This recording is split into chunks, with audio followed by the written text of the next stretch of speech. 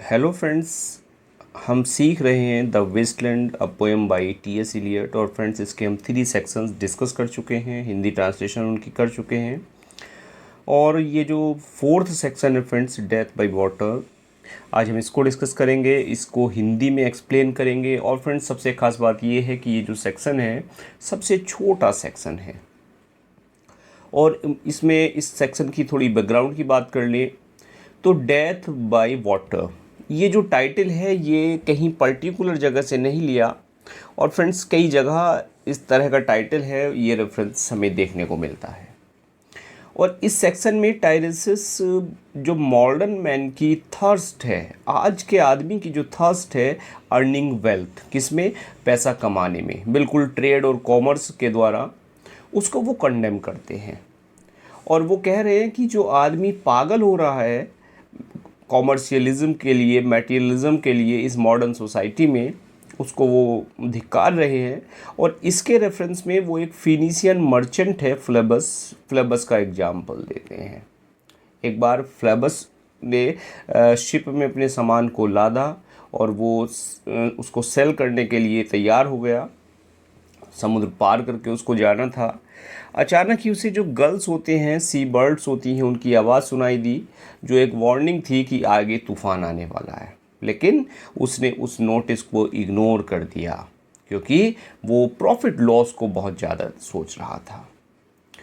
और उसको इग्नोर करके वो चला जाता है। लेकिन तभी तूफान में उसका जो जहाज़ है, वो जैसा कि भविष्यवाणी की थी गर्ल्स ने, तूफान में उसका जहाज़ स्टक हो जाता है और वो डूब जाता है और मर जाता है।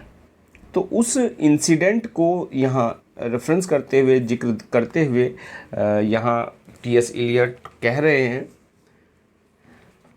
अब बात कर लेते हैं फ्रेंड्स, ये जो टाइटल है, टाइटल क्या, ये जो फ्लेबस है, यहाँ जो नाम दिया है, ये जो रेफरेंस लिया है टाइटल की, खुद इलियट की खुद की एक फ्रेंच पोएम रही है जिसका टाइटल था डांस ली रेस्टोरा।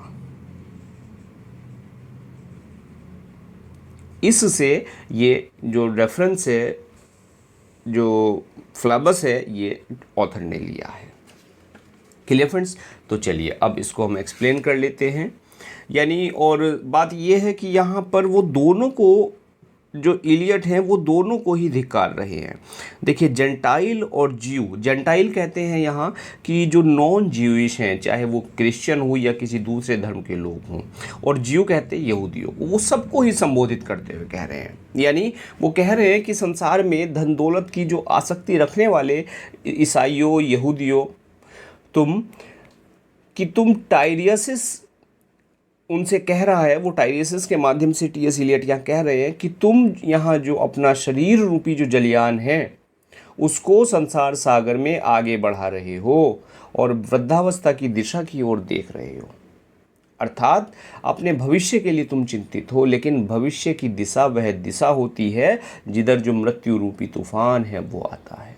और आध्यात्मवादी जो लोग हैं वो इस संसार सागर का, जो संसार सागर है, इसमें जो गल है, इसका जो पक्षी है, उस पक्षी के समान होते हैं, क्योंकि वो आध्यात्मिक लोग आपको चिल्ला चिल्ला कर आने वाले तूफान की चेतावनी दे रहे हैं। वो कह रहे हैं कि आप जो यहाँ अच्छाई पे ध्यान दो, आत्मा की जो आध्यात्मिक गुण हैं उन पे ध्यान दो, अपने धन दौलत पर ध्यान न दो। लेकिन उन सात्विक लोगों की चेतावनी का कोई ध्यान नहीं देता।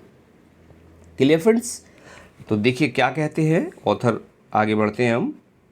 फ्लेबस the Phoenician a fortnight dead, कि फोर्टनाइट, अभी तो केवल 2 हफ्ते ही हुए हैं। 2 हफ्ते पहले जो मर गया है जो फिनिशियन सेलर था फ्लेबस, उसकी बात कर रहे हैं कि forgot the cry of girls, और वो भूल गया, तब उसने चेतावनी पे ध्यान नहीं दिया। और अब वो गर्ल्स, यानी उन समुद्री जो पक्षी होते हैं सफ़ेद कलर के, कि उनकी चेतावनी को वो भूल गया है, उनकी क्राई को भूल गया है। And the deep sea swell and the profit and loss, और वो समुद्र जो है अब निगल गया है उसके प्रॉफिट और लॉस को। यानी तब उसने प्रॉफिट लॉस के चक्कर में अपनी जान गंवा दी। अब मरने के बाद जब वो चला गया है तो जो गर्ल्स की आवाज़ है वो अब उसे सुनाई नहीं देगी, और जो समुद्र की लहरें हैं वो उसके प्रॉफिट लॉस को निगल गई हैं। Clear? A current under sea picked his bones in whispers, और जो करंट था, जो लहरें थी समुद्र की अंदर की लहरें थी, उन्होंने उसकी बोन्स को पिक कर लिया, उठा लिया, फुसफुसाते हुए समुद्र की लहरें फुसफुसाई और उन्होंने उसकी हड्डियों को निगल लिया। As he rose and fell he passed the stages of his age and youth entering the Whirlpool.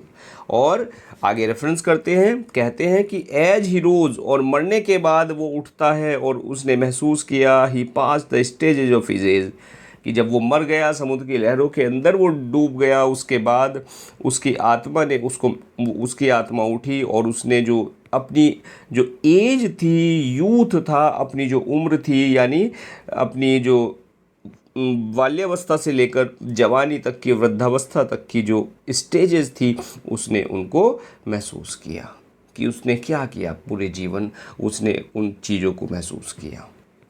Entering the Whirlpool, कब? वर्लपूल में एंटर करते हुए।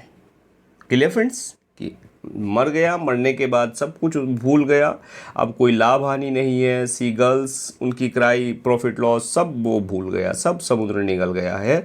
और मरने के बाद उसकी आत्मा उठी और उसने उसकी जो एज थी, उसने जो जीवन भर किया था, उसको रिकॉल किया।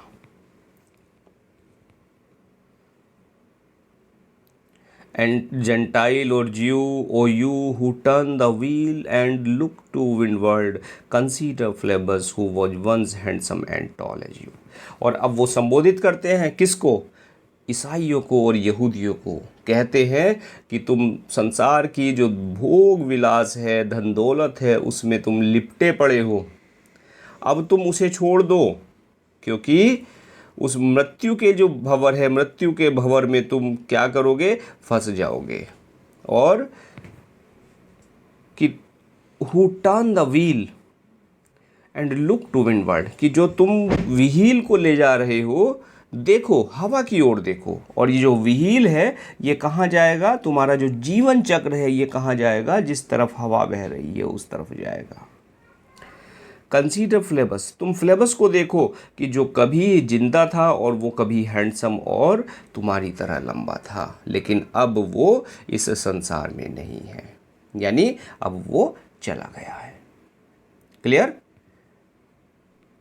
ओवरऑल कहें तो बात कह रहे हैं कि जो फ्लेबस था फिनिशियन 2 हफ्ते पहले मर गया। सीगल के रोने, समुद्र की लहरें और शिपिंग व्यवसाय का जो लाभ हानि है, वो सबको भूल गया है।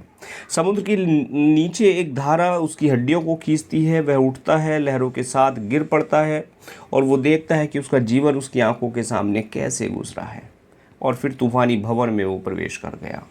इससे कोई फ़र्क नहीं पड़ता कि आप कौन हैं, गैर यहूदी हैं या यहूदी हैं। आप अपने जीवन को नेविगेट करते हैं और भविष्य की ओर देखते हैं। तो आप फ्लेबस को याद करें, जो कभी आपके जैसा सुंदर था और लंबा था, लेकिन अब वो इस दुनिया में नहीं है। Clear friends? तो आई होप बड़े अच्छे से समझ में आया होगा। तो चलिए फ्रेंड्स, मिलते हैं नेक्स्ट लेक्चर में। आगे जो लास्ट सेक्शन है, व्हाट द थंडर सेड, उसको डिस्कस करते हुए। Now thanks for watching this video.